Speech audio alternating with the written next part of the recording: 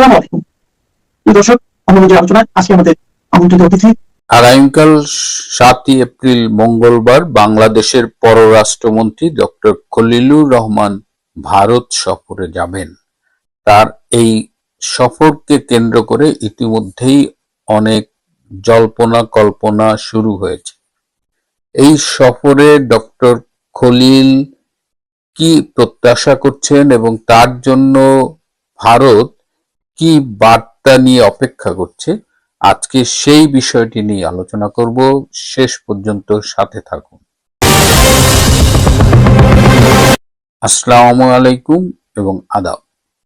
এই যে গত 12ই ফেব্রুয়ারি নির্বাচনটা হলো, যে নির্বাচনে বিএনপি ভূমিধস বিজয় অর্জন করেছে, শোনা যায় সেই নির্বাচনী বিজয়ের পেছনে ভারতের একটি ভূমিকা রয়েছে।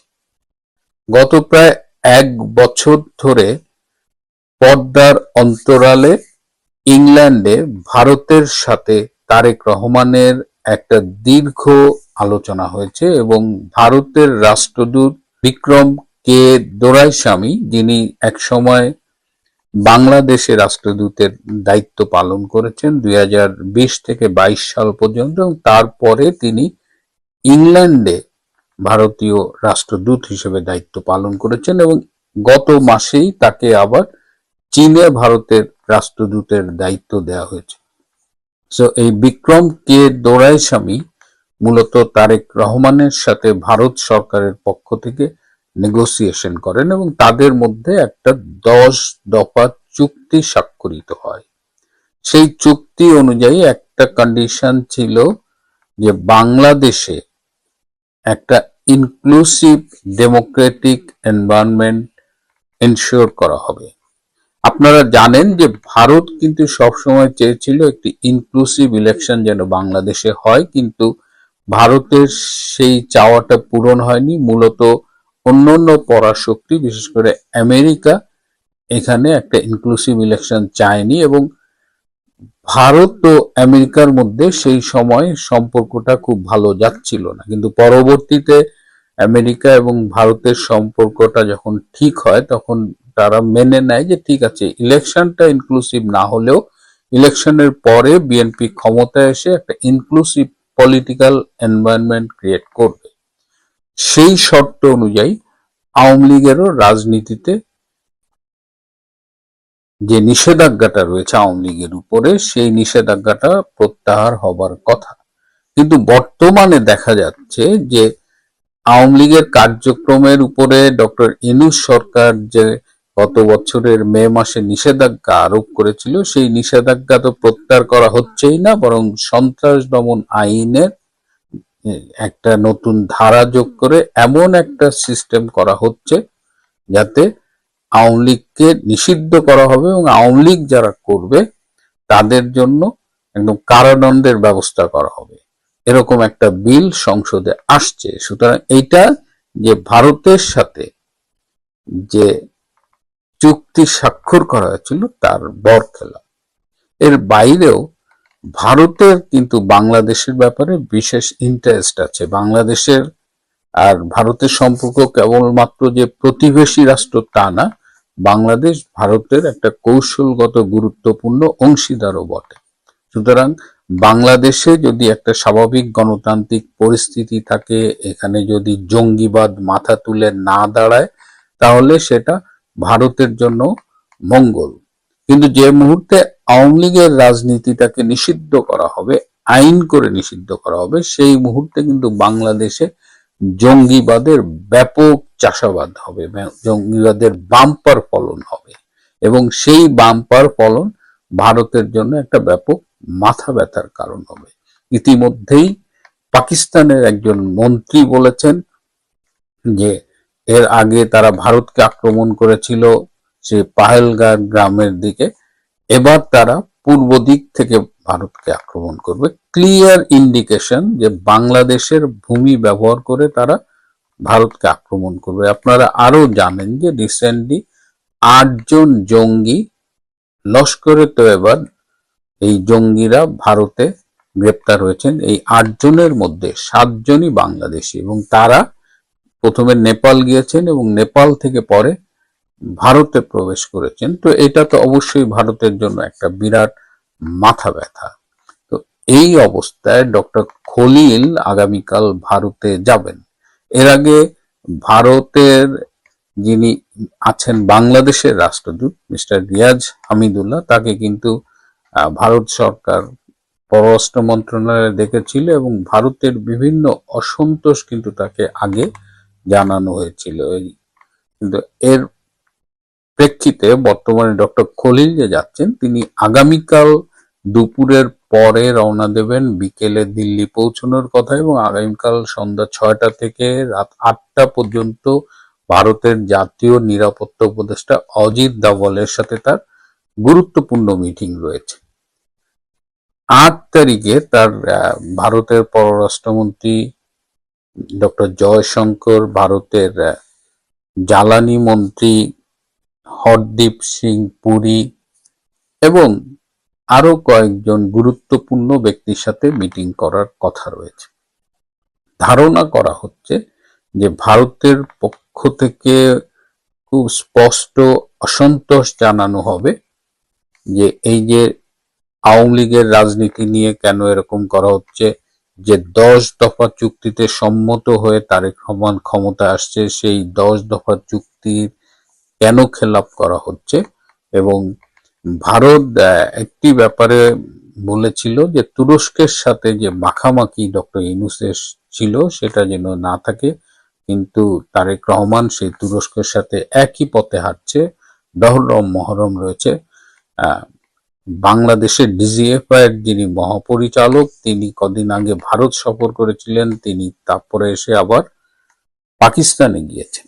আবার নির্বাচনের পরে পাকিস্তানি গোয়েন্দা সংস্থা আইএসআই এর একটা প্রতিনিধি দল অত্যন্ত গোপন সফরে বাংলাদেশে এসে তারেক রহমানের সাথে মিটিং করেছেন। অর্থাৎ 10 দফা চুক্তির মধ্য দিয়ে যে বিএনপি ক্ষমতায় এসেছে, তারা ক্ষমতায় আসার পরে ভারতকে স্পষ্ট কাঁচকলা দেখাচ্ছে। জাতিসংঘের সাধারণ অধিবেশনের সভাপতিত্ব নিয়েও বাংলাদেশ প্রতিদ্বন্দ্বিতা করছে সাইপ্রাসের বিরুদ্ধে, এবং বাংলাদেশের পক্ষে প্রার্থী পররাষ্ট্রমন্ত্রী ডক্টর খলিলুর রহমান। ডক্টর খলিল আশা করেন যে ভারত তাকে সমর্থন দেবে, কিন্তু এই পদে যে প্রতিদ্বন্দ্বিতা হবে সেখানে ভারত তার সমর্থন ইতিমধ্যে সাইপ্রাসকে জানিয়ে দিয়েছে। সুতরাং ভারত এই অবস্থানটা চেঞ্জ করতে পারবে না। এটাও ডক্টর খলিলের জন্য একটি দুঃসংবাদ বলা চলে। এদিকে ডক্টর খলিলের বিরুদ্ধে একটা অভিযোগ উঠেছে যে তিনি বিভিন্ন দেশে যান এবং সেখানে তিনি যখন মিটিং করেন, তিনি নিজের থেকে অনেক কথা বলেন, যেটি যাবার আগে তিনি বাংলাদেশের সরকারের সাথে, বিশেষ করে প্রধানমন্ত্রীর সাথে এবং সংশ্লিষ্ট ব্যক্তিদের সাথে আলাপ না করেই চলে যান, এবং তিনি নিজের থেকে বলেন। এর ফলে দেখা গেছে ডক্টর ইউনূস এবং বর্তমানে তারেক রহমান তাদের অনেক ক্ষেত্রেই বিব্রত বোধ করতে হয়েছে। এটির জন্য কিন্তু নতুন নতুন সমস্যা হচ্ছে। এখন আবার তারেক রহমানের সম্ভাব্য ভারত সফর নিয়েও একটি আলোচনা হবে, কিন্তু যেহেতু 10 দফার থেকে ইতিমধ্যেই বিএনপি সরে যাচ্ছে এবং বিএনপির সূত্রে জানা গেছে যে তারা ভারতের সাথে মুচলেকা দিয়ে ক্ষমতায় আসছে ঠিকই, কিন্তু ক্ষমতায় আসার পরে তারা ভারতের সাথে একই লেভেলে সম্পর্ক বজায় রাখার ব্যাপারে আগ্রহী না। ভারতের সাথে তারা তাদের স্বার্থ সংশ্লিষ্ট সম্পর্ক বজায় রাখবে, কিন্তু এই 10 দফার বরখেলাপ বা এই যে মুচলেকা দিয়ে ক্ষমতায় আসছে, এই অবস্থায় ভারত বিষয়টা কিভাবে নেয় সেটা আমাদের দেখার জন্য অপেক্ষা করতে হবে।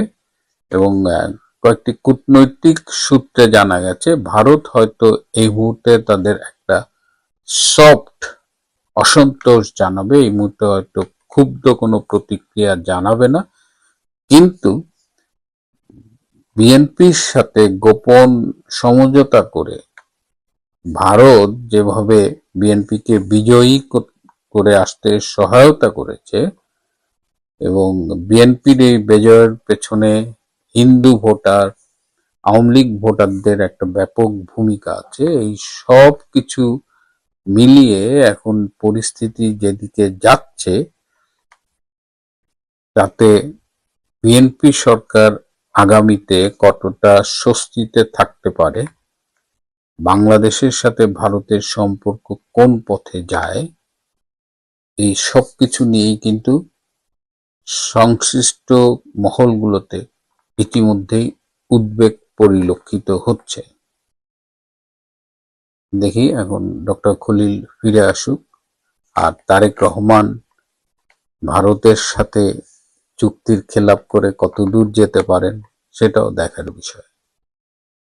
প্রিয় বন্ধুরা, আজ এ পর্যন্তই। মাঝখানে বলা যায় একটা বিরতি নিয়েছিলাম, এর মধ্যে অনেকেই যোগাযোগ করেছেন, অনেকেই জানতে চেয়েছেন আমি সুস্থ আছি কিনা।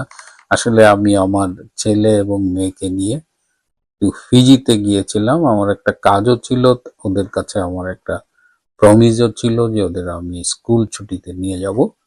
আবার ফিরে এসেছি, আশা করি নিয়মিতই আপনাদের সাথে দেখা হবে। আজ এ পর্যন্তই। ভালো থাকবেন, সুস্থ থাকবেন, তার চেয়েও জরুরি হলো নিরাপদে থাকবেন। সবাইকে অনেক ধন্যবাদ। সুপ্রিয় দর্শক, সাজ্জাদ কাদিরের শুভেচ্ছা নিন। এই মুহূর্তে আপনাদের সামনে কথা বলতে চাই ডিবির জালে শিরীন শারমিন চৌধুরী, এরপর কে, এরপর আরো বড় বড় রাঘব বোয়াল। আমি একটা কথা বলি না যে আওয়ামী লীগের কতজন দেশের বাইরে চলে গেছেন? ম্যাক্সিমাম দেশে আছেন। শতাধিক সংসদ সদস্য এখনো দেশে আছেন, মন্ত্রী, আওয়ামী লীগের কেন্দ্রীয় নেতা এখনো দেশে আছেন। স্পিকার শিরীন শারমিন চৌধুরী, আওয়ামী লীগ পতন হয়েছে 2024-এর 5 আগস্ট। পতন পরবর্তী এই যে 1.5 বছরের বেশি সময় তিনি বাংলাদেশে আছেন, ছিলেন, এবং খবর হলো স্পিকার শিরীন শারমিন চৌধুরী গতকাল মধ্যরাতে গ্রেপ্তার হয়েছেন। গ্রেপ্তারটা দেখানো হয়েছে তার নিজ বাসা থেকে, ধানমন্ডির বাসা থেকে। স্পিকার শিরীন শারমিন চৌধুরী কি ধানমন্ডি বাসায় ছিলেন, নিজের বাসায়? ইউনূস সরকার তো তাকে অ্যারেস্ট করলো না, তাহলে তারেক রহমান সরকার কেন অ্যারেস্ট করছে? দেখুন, স্পিকার তৃতীয় গুরুত্বপূর্ণ ব্যক্তি। পদসোপান অনুযায়ী 1 নম্বরে রাষ্ট্রপতি, 2 নম্বরে প্রধানমন্ত্রী, 3 নম্বরে স্পিকার অবলিক প্রধান বিচারপতি। আওয়ামী লীগ সরকারের তৃতীয় গুরুত্বপূর্ণ ব্যক্তি অলরেডি অ্যারেস্ট হয়ে গেলেন। অথচ কদিন আগে কি শুনলেন যে স্পিকার নিখোঁজ, পলাতক বা যে কোনো কিছু। এই যে নতুন যে সংসদটা গঠিত হয়েছে, এই সংসদটা স্পিকার এলাকা দ্বারা কিন্তু গঠিত হয়নি, শপথ হয়নি। কেন হলো না?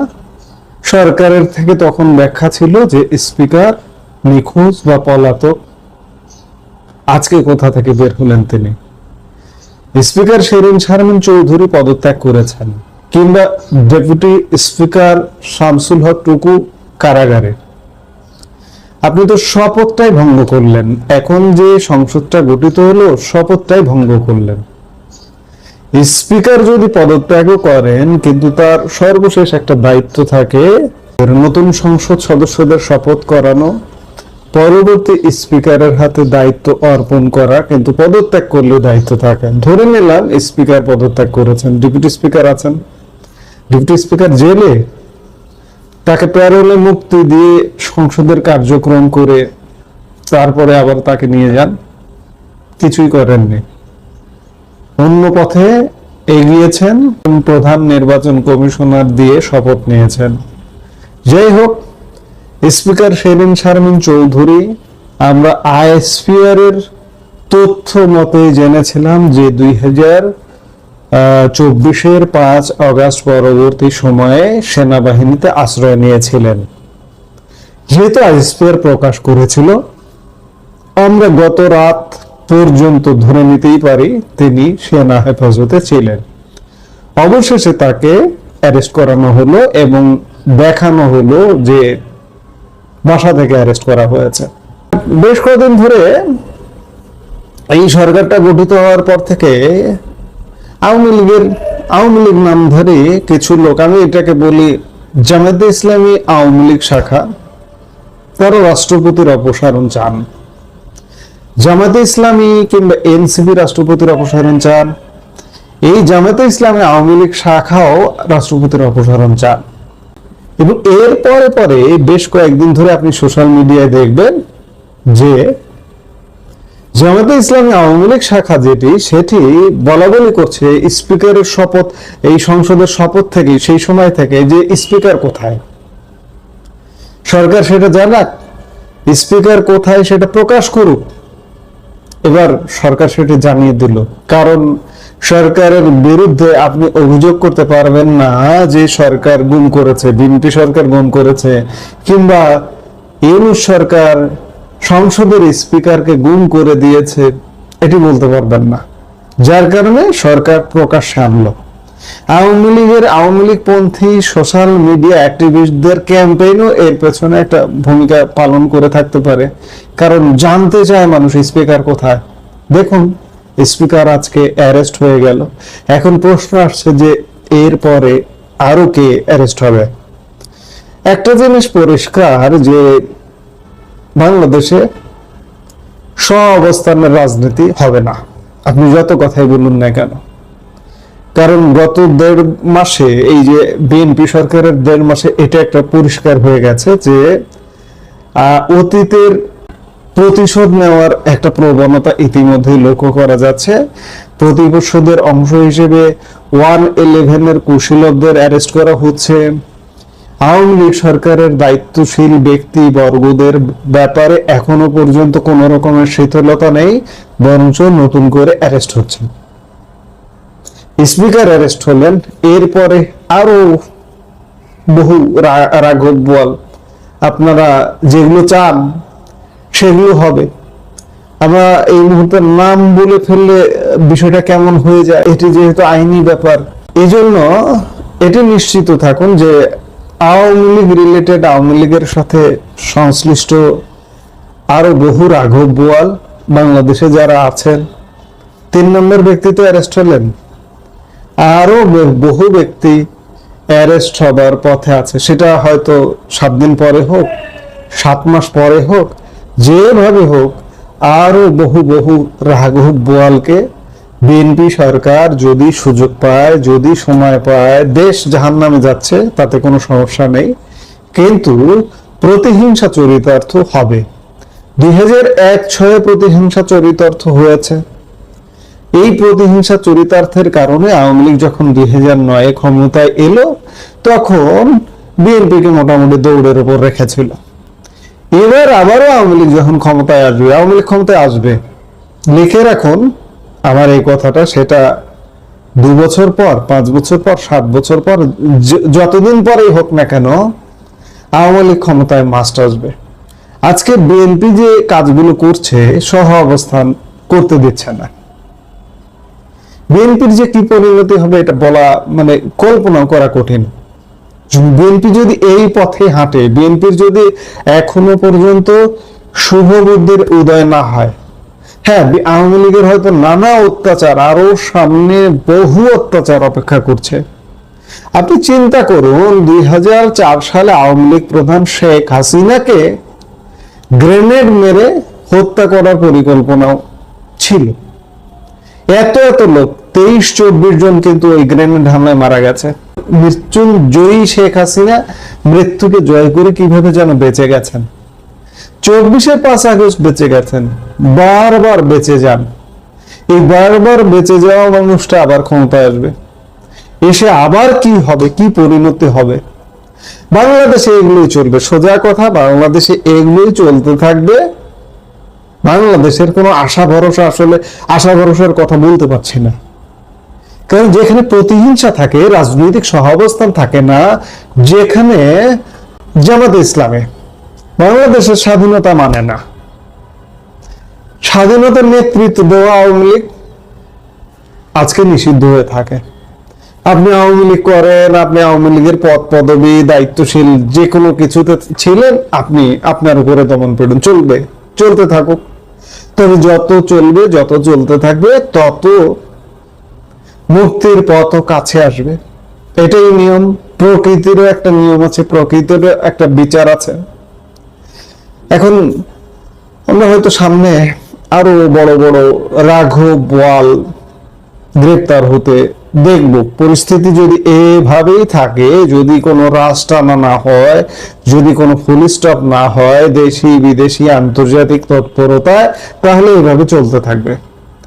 আমরা আরো বড় বড় সিনারি দেখব। এরপরে কে গ্রেপ্তার হবে সেই নামগুলো আমরা দেখার জন্য নিশ্চয়ই অপেক্ষা করব। এই মুহূর্তে এ পর্যন্ত। সবাই ভালো থাকুন, সুস্থ থাকুন।